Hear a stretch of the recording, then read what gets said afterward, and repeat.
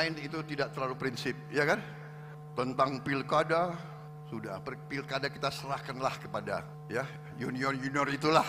Siapapun yang dipilih gak ada masalah, nggak ada kita, silakan. Kadang-kadang kita sama PAN, kadang-kadang enggak, ya monggo, ya kan? Nggak ada urusan, silahkan. Nggak ada intervensi. Saya jamin nggak ada itu. Pak Jokowi, saya ketemu berkali-kali, dia tidak pernah nitip tolong ini jadi ini nggak ada. Saya jamin tidak ada, saudara-saudara sekalian. Saya harus katakan yang benar-benar dan yang salah-salah saya pertanggungjawabkan. Pak Jokowi tidak pernah nitip, tidak pernah. Rakyat sudah memberi mandat kepada kita. Saya titip Kota Tegal. Saya titip Kota Kediri. Saya titip Kota Madiun. Saya titip Kotaku. Saya titip Provinsi. Saya titip Kota Bandung. Saya titip Kabupaten Lamongan. Saya titip Kabupaten Pringsewu. Saya titip Kota Malang. Saya titip Kabupaten Muaro Jambi. Saya titip Kabupaten Tambrau. Saya titip Kabupaten. Saya titip Kabupaten. Saya titip Kabupaten Pulau Morotai. Saya titip Bali, khususnya Kabupaten Badung. Saya titip Kota Binjai. Saya titip Solo ya, titip Solo. Saya titip Kota Denpasar. Saya titip Kabupaten Tangerang. Saya titip Kabupaten Pati. Saya titip Kabupaten Solok. Saya titip Kabupaten Dairi. Pak Jokowi kan melakukan begitu banyak penempatan jabatan-jabatan strategis sebelum beliau lengser. Ya contohnya jabatan Pak Sigit Listio. Ini kan belum melompati 5 angkatan. Dan ini kan ada kedekatan personal. Pak Jokowi tanpa dukungan Partai Coklat bukan siapa-siapa. Tapi justru instrumen kekuasaan itulah yang kemudian dimainkan. Dan kemudian kan gerakan para seniman, budayawan, para akademisi ini kan ternyata tidak mampu menembus. Assalamualaikum warahmatullahi wabarakatuh. Sobat RH sekalian, jumpa lagi kita di channel yang keren ini. Keren cadas. Ya sobat RH sekalian, ini ada berita yang kita sudah tahu, tetapi yang paling penting adalah ini diucapkan lagi oleh Hasto Kristianto soal keterlibatan Jokowi dan Partai Coklat. Ya mohon maaf ya kepada pihak kepolisian, Partai Coklat itu maksudnya adalah pihak kepolisian. Jangan langsung ada pendapat begini bilang wah itu fitnah dan lain sebagainya. Sudahlah, itu kan menjadi pengetahuan umum juga. Karena itu yang jauh lebih baik adalah introspeksi. Nah introspeksi ini tentu ya perlu disampaikan kepada Kapolri sebagai pemimpin tertinggi. Tapi kalau Kapolrinya juga tidak bisa apa-apa ya harus kepada Prabowo Subianto. Itu penting, jangan sampai kemudian ada terjadi yang namanya penyalahgunaan kekuasaan ya. Begitu sobat RH sekalian ya. Coba kita lihat ya berita yang dimuat tadi sebenarnya bersumber dari Akbar Faisal Unsensor ya. Tetapi ini ada berita dari inilah.com. PDIP bongkar rahasia jahat Jokowi pakai Partai Coklat ya. Kemudian Hasto soal Jokowi dan Partai Coklat, Siti Zuhro, Polri jangan digunakan untuk kepentingan pribadi. Ini himbauan ya. Ucapan Hasto soal Jokowi dan Partai Coklat sudah jadi kecurigaan umum. Kapolri didesak angkat bicara. Ini oleh Deddy Kurniasyah. Coba kita bacakan dulu. PDIP bongkar rahasia jahat itu ya. Inilah.com ya. Sekjen Partai Demokrasi Indonesia Perjuangan PDIP Hasto Kristianto mengungkap rencana jahat Presiden ke-7 Joko Widodo Jokowi yang menggunakan instrumen yang ia sebut sebagai Partai Coklat. Ia mengatakan hal ini dalam podcast Akbar Faisal Unsensor bertajuk Koni sebut Sekjen PDIP segera tersangka, Hasto ungkap Jokowi otak kriminalisasi Anies. Mulanya ia menceritakan bila dirinya sudah ditargetkan untuk menjadi tersangka karena disertasi dan proses di Pilkada 2024. Jadi ada 2 peristiwa yang penting mengapa saya ditargetkan kembali. Pertama adalah disertasi saya, di situ kan saya menyimpulkan Presiden Jokowi yang seharusnya menjadi simbol kebaikan dan otoritas moral itu kan terbukti secara kualitatif dan kuantitatif menjadi core elemen dari suatu ambisi kekuasaan yang berpusat pada gabungan feodalisme, populisme, dan Machiavellianisme. Tutur Hasto dikutip di Jakarta. Dan ini ternyata dijalankan terus. Semua orang menyangka sudah selesai ketika Gibran ditetapkan sebagai wapres. Meskipun cara-caranya sangat prosedural, tidak beretika, merusak sistem hukum dan konstitusi, bahkan mematikan peradaban demokrasi kita, sambungnya. Peristiwa kedua yakni berkenaan dengan penyelenggaraan Pilkada 2024, terutama wilayah Sumatera Utara, Jawa Tengah, dan Jawa Timur. Di dalam Pilkada kami melihat ambisi kekuasaan itu tidak berhenti. Kita ini negara berbentuk republik bukan kerajaan, tetapi Pak Jokowi mau menerapkan dengan menempatkan keluarganya itu terjadi dengan Bobi Nasution di Sumatera Utara.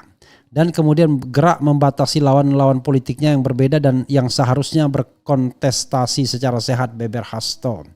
Bobi Nasution dan Edi Rahmayadi harusnya berkontestasi secara sehat, tetapi ada mobilisasi dari apa yang disebut sebagai Partai Coklat, lanjut Hasto. Ya.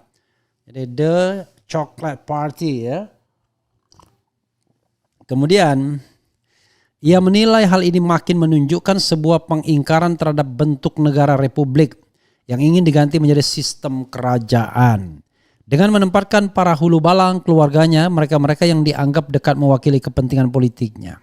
Jadi ancaman terhadap kedaulatan rakyat ini tidak berhenti, ungkap dia. Hasto bahkan sempat diperingatkan oleh Koni Rahakundini untuk tidak usah turun ke lapangan, terutama di Sumut dan mempersoalkan Bobi Nasution. Jakarta dan Jateng semua sudah diset, bahkan ditambah Jogja. Bahkan bukan hanya Jogja, saya berimajinasi Jokowi kan juga punya orang-orangnya di Jawa Timur. Dan kemudian kita lihat kepemimpinan Bu Risma hari ini yang sangat fenomenal dengan menutup doli dan sebagainya, itu juga dicoba dihambat dengan berbagai cara. Dari mematikan jalur logistik hingga intimidasi yang ternyata masih dipraktikkan, tutur Hasto. Nah, supaya untuk menjadikan pilkada ini sebagai bagian dari hulu balang sang raja, itulah yang kemudian terganggu dengan konsolidasi yang dilakukan oleh PDIP dengan kekuatan non-partai, relawan, civil society sehingga harus ada upaya dari ujungnya, tambah dia. Meski begitu dirinya mengaku tak gentar dengan ancaman ini. Mari kita jadikan ini sebagai momentum untuk mengingatkan kepada seluruh rakyat Indonesia ambisi yang menggunakan hukum, kekuatan logistik yang luar biasa, tegas Hasto. Tak hanya itu, ia bahkan mendengar bila Jokowi lengser dari Jakarta, maka ada dana mobilisasi yang cukup besar. Saya dapat informasi cukup akurat setelah Jokowi turun di Jakarta misalnya, dimobilisasi dana hampir 200 miliar, itu pun permintaan dari 400 miliar.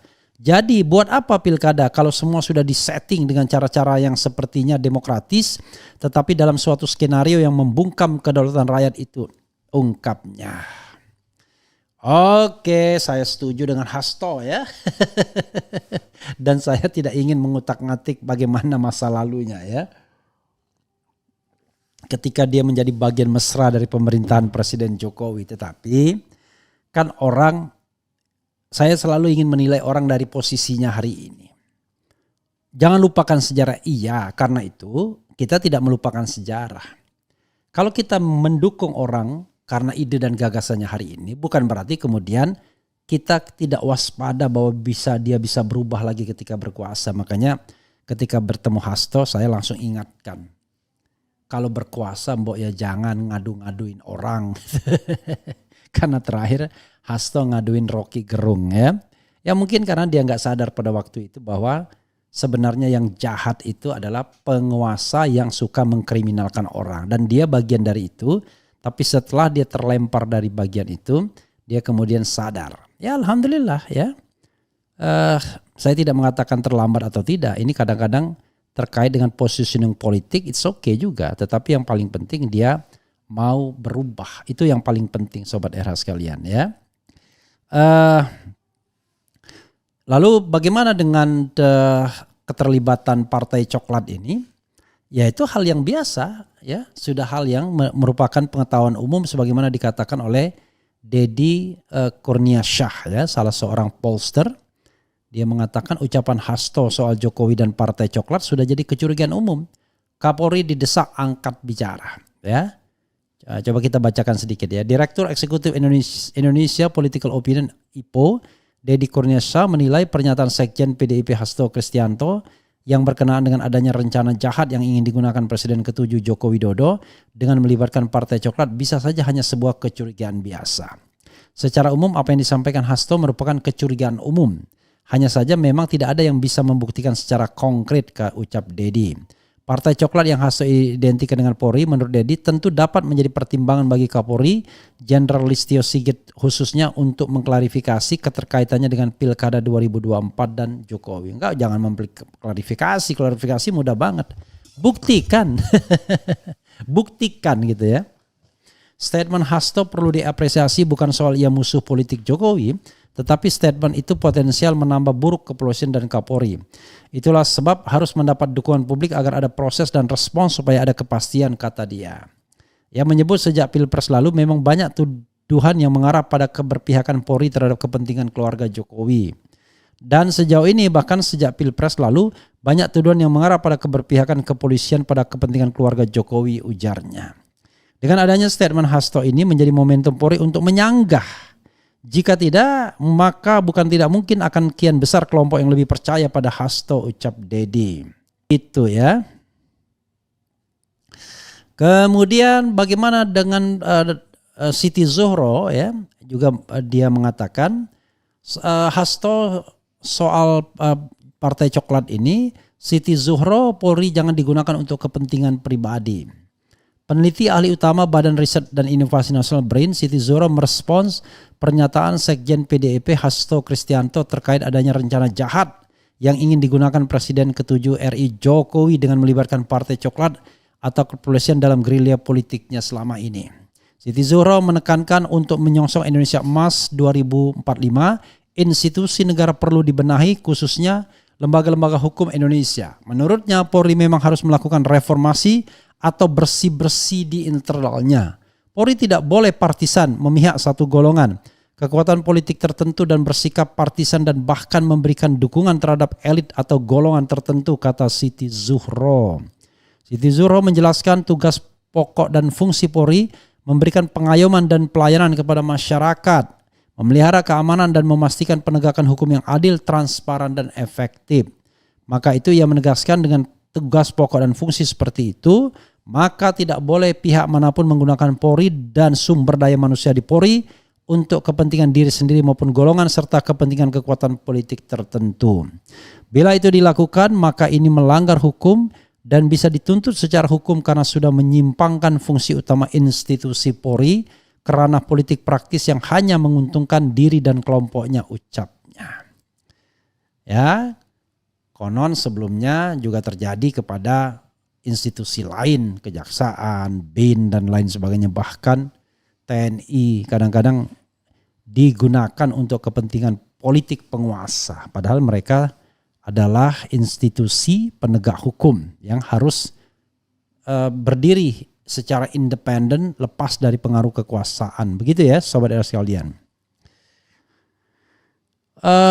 Mudah-mudahan apa yang disampaikan itu menjadi bahan evaluasi bagi Polri, bukan bahan untuk mengadukan Hasto Kristianto atau siapapun yang mengatakan, mengkritik, menyampaikan bahwa kadang-kadang penegak hukum sudah terlibat terlalu jauh dalam urusan politik ya. Oke.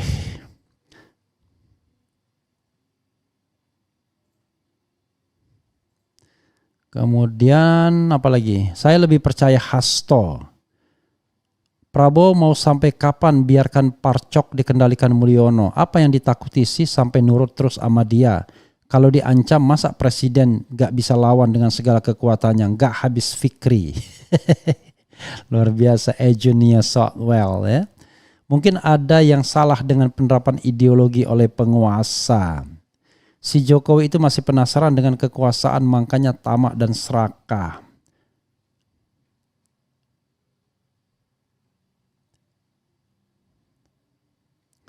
Bang, bahas Coach Justinus Laksana, bahas bola timnas naturalisasi sampai politik dia terang-terangan dukung Pramono Dul. Opo maksud iki? Kami tetap menuntut perintah Abah Anies dukung Pram. Pasti Abah sudah berpikir panjang plus minus resiko dan itu pasti pilihan yang terbaik dan yang terburuk. Gimana RH? RH sampai sekarang masih berpikir ya akan mendukung siapa atau tidak mendukung siapa-siapa. Tapi ya I'm nobody, karena itu ngapain nunggu-nunggu saya. Saya bukan orang yang penting untuk ditunggu sobat era sekalian. Jadi silakan Anda semua mengambil sikap masing-masing ya dalam Pilkada DKI ini. Yang paling penting adalah kita berharap bahwa Partai Coklat ya, aparat tidak bermain dalam Pilkada DKI dan pilkada-pilkada lainnya. Itu yang kita harapkan ya. Jangan dibantah, tetapi buktikan bahwa Anda netral. Kalau cuma bantah aja mudah banget ya. Apalagi menggunakan jalur kriminalisasi ya, dengan mengatakan bahwa sudah menyebarkan hoax dan lain sebagainya. Ya harus dilihat sebagai sebuah kritik yang membangun. Karena kalau institusi TNI Polri digunakan untuk kepentingan politik dan tendensinya makin kuat saat ini ya, dengan naiknya Prabowo kemudian TNI makin bergairah untuk ikut dalam politik lagi, itu tidak baik ya bagi perpolitikan kita. Kita tahu bahwa mereka itu harusnya mengabdi kepada negara, mengabdi kepada keadilan, hukum ya, bukan mengabdi kepada penguasa, apalagi penguasa yang salah, keliru dan hanya mementingkan ambisi diri dan keluarga. Begitu saudara sekalian ya. Mudah-mudahan bermanfaat dan kita nanti akan menunggu Ari Yusuf Amir ya, lawyer dari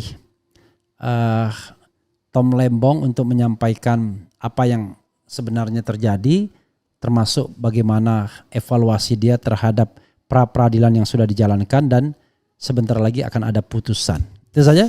Wassalamualaikum warahmatullahi wabarakatuh. Keren, cadas, cia.